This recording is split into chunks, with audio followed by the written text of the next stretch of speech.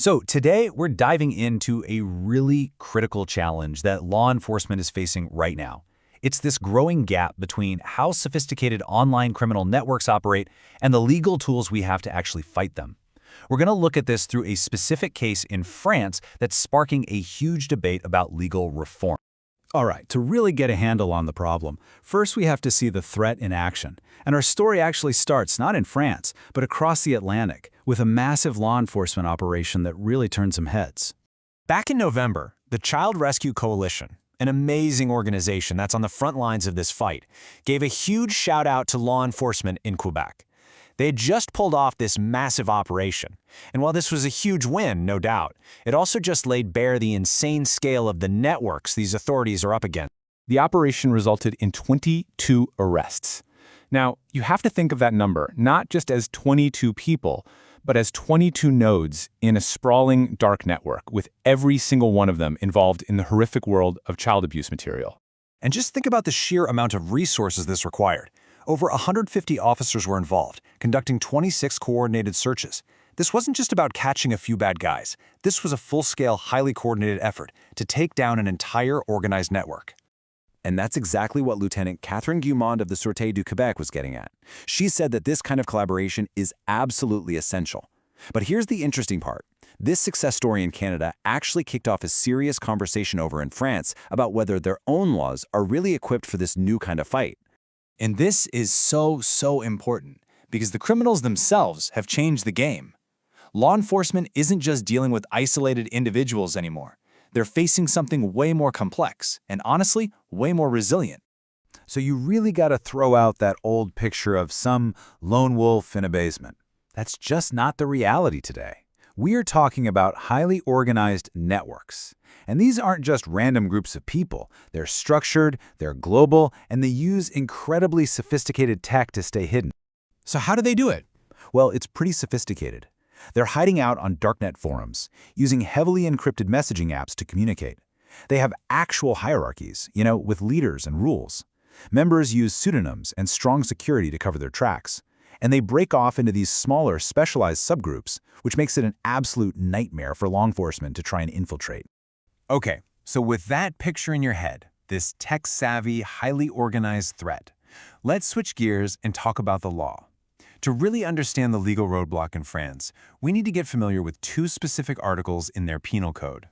First up, you've got the crime itself. Article 227-23 of the French Penal Code makes it totally illegal to produce, distribute, or even possess this horrible material.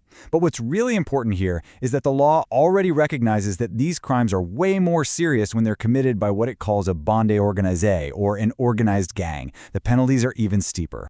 And the law is actually really clear on what it means by an organized gang.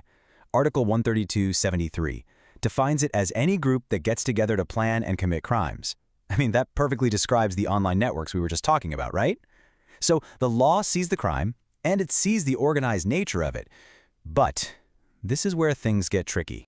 So look, the problem isn't that this stuff is legal. Of course it's not. The real question is whether the investigators have the right tools to effectively go after these incredibly well-organized networks. Okay, so stick with me here. In the French legal system, there's this, let's call it a special list of the most serious crimes under Article 706(73). Now, when police are investigating a crime from this list that's being committed by an organized gang, it basically unlocks a whole new level of investigative tools, things like extended surveillance, infiltrating networks, all kinds of advanced techniques that are usually off-limits. And when you look at what's on this list, you get the idea. We're talking about the absolute worst of the worst. Murder, torture, terrorism, drug trafficking, kidnapping. For these crimes, the system says, okay, investigators, you get every advantage you need.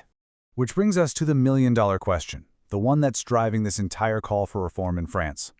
Is the crime of producing and distributing child abuse material, even when it's done by a sophisticated, organized network, on that special list? And the answer, believe it or not, is no. And that right there, that's the heart of the whole issue. While the law says the crime is worse when it's organized, it doesn't give investigators those special powers they get for other organized crimes, like drug trafficking. It creates this huge potential mismatch, this legal gap between the reality of the threat and the tools they have to fight it. So what's the fix? Well, the proposed solution is actually pretty straightforward. It just connects the dots between the existing laws. Step 1, you have the crime, defined in Article 227(23).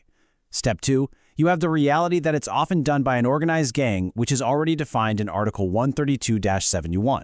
So the logical third step is to simply add the crime to the special powers list in Article 706-73. It would give police the exact same tools to fight these child abuse networks that they already have to fight terrorists and drug cartels. You know, this whole conversation happening in France, it's way bigger than just one legal article. It really gets at a fundamental challenge that pretty much every country is grappling with in the digital age. How do you make sure justice can actually keep up with technology? And that leaves all of us with a huge question for the future. When criminals are operating in these decentralized, encrypted global networks, are the laws we wrote decades ago really enough? The challenge for legal systems everywhere is to figure out how to adapt to a world where crime has no borders and evolves at the speed of light. And how we answer that? Well, that's going to define what justice looks like in this digital age.